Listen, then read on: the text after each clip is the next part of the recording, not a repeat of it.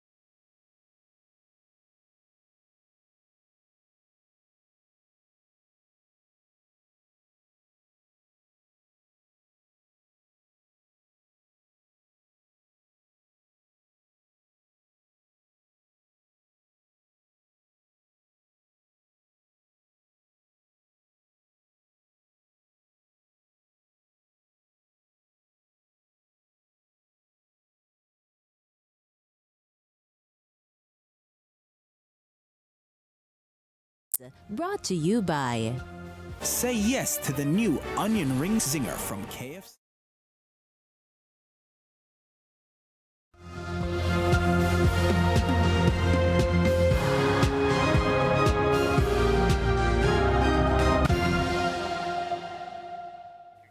Welcome back to Primetime News and a special welcome to folks on onespotmedia.com. Up first this evening, a Colombian national died last night after he was shot by a lone gunman at an apartment off Oxford Road in the corporate area. The man has been identified as 61-year-old Julian Lopez.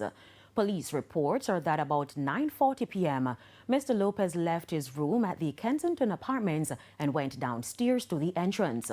Police say Mr. Lopez was talking to a man when another man walked up and shot him several times before escaping on foot. The police say, based on several items found in the Airbnb Lopez was staying in, they believe he was involved in drug-related activities. They say they also discovered financial statements reflecting multiple transactions, or rather multiple transfers of large sums of money. Mr. Lopez was scheduled to depart Jamaica today.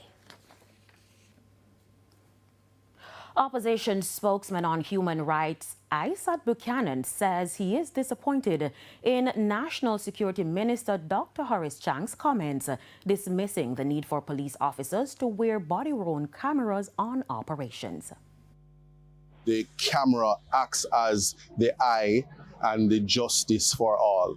We would want to encourage that when the police officers are actually going on operations, that body cameras would be the vehicle that protects them and do justice in any case. The alternative, I will take this platform to say that people are to go on Amazon or find other things and purchase cameras in 2026. A lot of these body cameras and other cameras are inexpensive, and you should invest in that.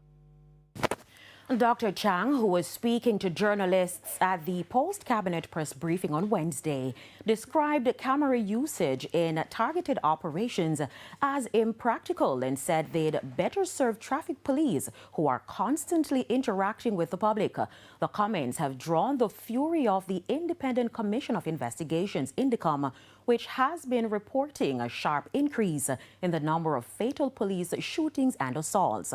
A joint statement was also released by Caribbean Vulnerable Communities Coalition, civil society and human rights advocates, Equality for All Foundation, Jamaicans for Justice, National Integrity Action, Stand Up for Jamaica, and Wake Up Jamaica. Now, the groups are urging the Prime Minister to clarify the government's position on the police's use of body-worn cameras. 2 Chinese nationals have been arrested for the illegal importation of sugar. Details in this report. Police at a supermarket in Luana, St. Elizabeth, sometime after 2 o'clock Friday afternoon. Not to make a purchase, but a bust of several packages of brown sugar illegally imported from Guyana. The intelligence-driven operation was carried out by a team from the National Compliance and Regulatory Authority and the Area 3 Agricultural Protection Branch. Sergeant Desroy Holness is team lead. Brown sugar with brand name Demerara, which is a product from Guyana. Seeing these brown sugars on the shelf, owners of this establishment, which are Chinese national, were informed by members of the sugar industry authorities that no permit has been granted for such importation or sale of this brown sugar. The Chinese nationals were subsequently arrested and charged with breaches of the Sugar Industry Control Act. They've been granted station bail and are to appear in the parish court in Balaclava on June 22. The operation follows a comprehensive island-wide inspection of sugar inventories being carried out by the National Compliance and Regulatory Authority. It comes after confirmation that batches of brown sugar produced by Pan-Caribbean Sugar Company had been contaminated. In the meantime, this warning. We believe that there are several other businesses out there who are selling this brand of brown sugar. When you're caught, you will be prosecuted. The Health and Sanitation Committee of the St. Catherine Municipal Corporation says it is struggling to get an audience with the management of the health department or senior officials at the Ministry of Health and Wellness to address the medical waste pileup at the St. Jago Health Park Centre in the parish. However, despite several complaints, the committee argues no notice has been served on anyone over the recurring issue. Details in this report. For the last 6 months, there have been several complaints about medical waste pileup at the St. Jago Park Health Centre in St. Catherine. A section of the facility stores medical waste generated by the Spanish Town Hospital as well. Medical waste includes items that are used to test or treat patients, such as bandages, gloves, swabs, and sharp implements like needles and scalpels. Health Minister Dr. Christopher Tufton in December said there are challenges with the incinerator that handle the process. Fast forward to the end of April, and the chairman of the Health and Sanitation Committee, Sidney Rose, says the issue is not yet resolved. You can't have the waste thrown out in open space like that. It is illegal and endangering the life and livelihood of people who not even people who work there, people who visit there, and the people who live within close proximity. During a recent meeting, the chairman said the delay has left piles and piles of toxic waste on the compound, and staff and residents from nearby community fuming. The St. Jago Park Health Centre is also home to the St. Catherine Health Department. Mr. Rose says to date, no notice has been served on anyone over the pileup. I want to know why we are not following the law as it relates to taking the matter to the court. Deputy Public Health Inspector for the parish, Denise Douglas, says the waste is usually stored out of sight in a refrigerated container. The container has not been in operation because it's in need of certain parts. Based on my investigations, the refrigerator is in need of a part. It has been ordered. The last time I spoke with the parish engineer, it has been shipped.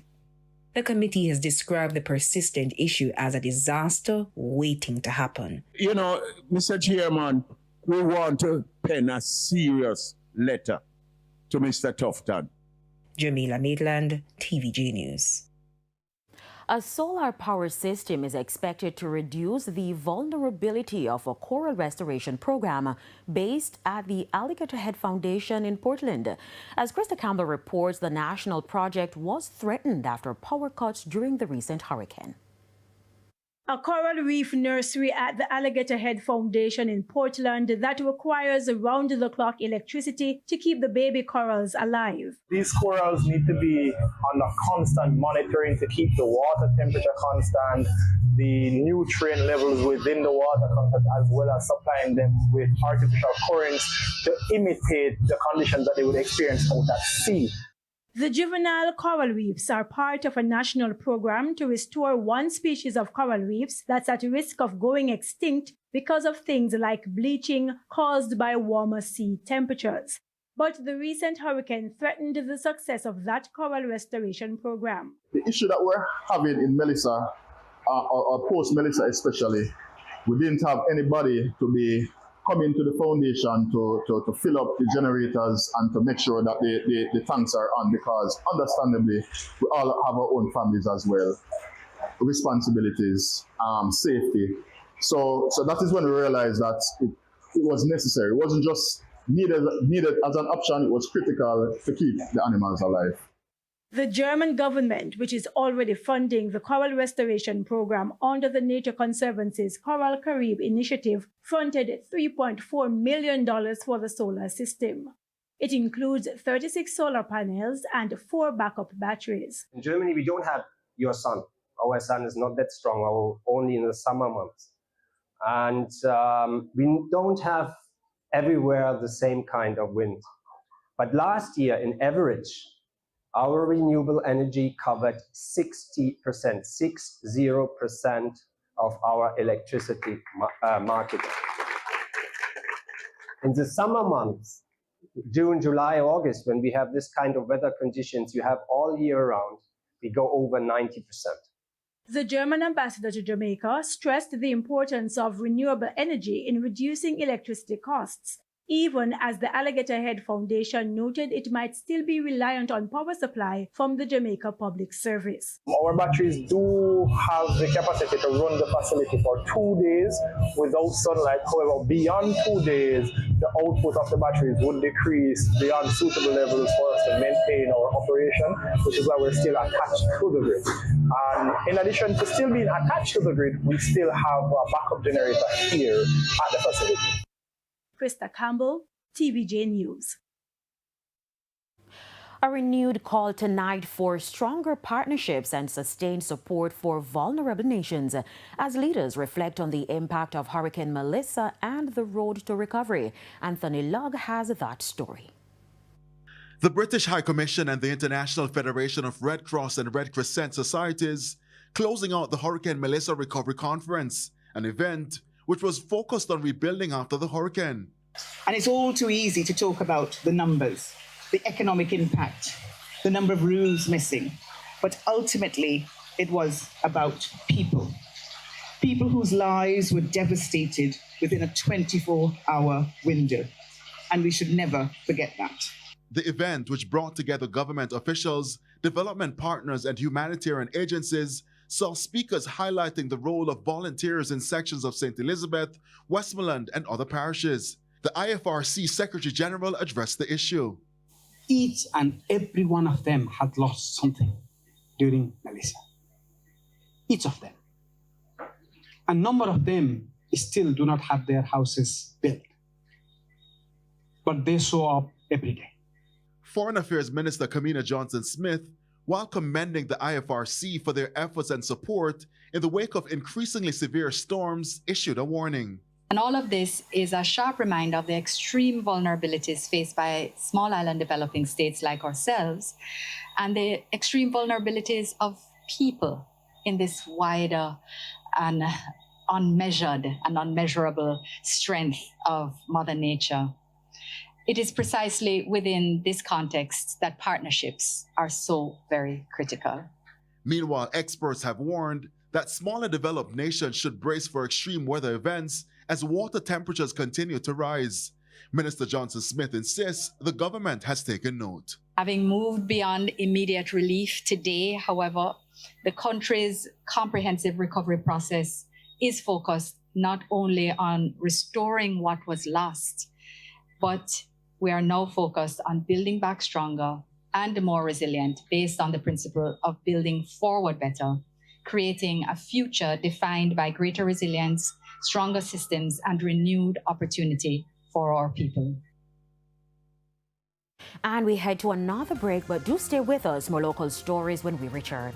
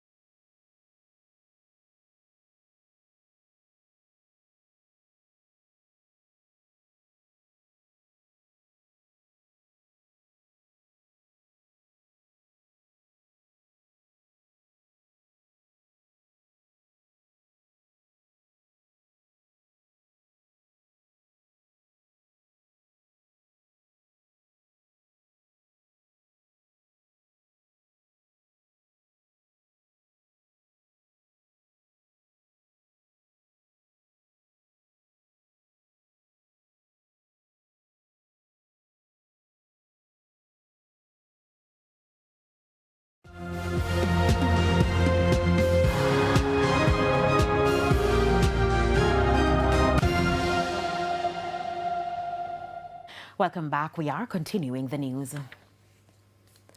Some residents in St. Mary are breathing a sigh of relief as the Spicy Grove Infrastructure Works project in Aracabessa has been officially handed over. For years, residents struggled with limited access to basic infrastructure, such as proper roads and water systems. Speaking at the handing over ceremony on Friday, Prime Minister Dr. Andrew Holness said he will continue to support community members in getting their land titles. So you have to have some patience in what we are doing, but you can also have confidence that at the end of the process, you will have value that you can secure, pass on to your children, and improve your quality of life. Now, Member of Parliament for St. Mary Western Robert Montague explained that the process has been long in the making. We came to you, Prime Minister, then, and you gave clear instructions that the government must buy the land from the landowner after you declared it under the Local Improvement Act. The 8 acres of land were purchased from Mr. Livermore, the registered owner, and then the surveyors came in, the engineers came in and did their estimate to do the road improvement, the electricity improvement, water improvement. And that's the local segment, but news from overseas when we return.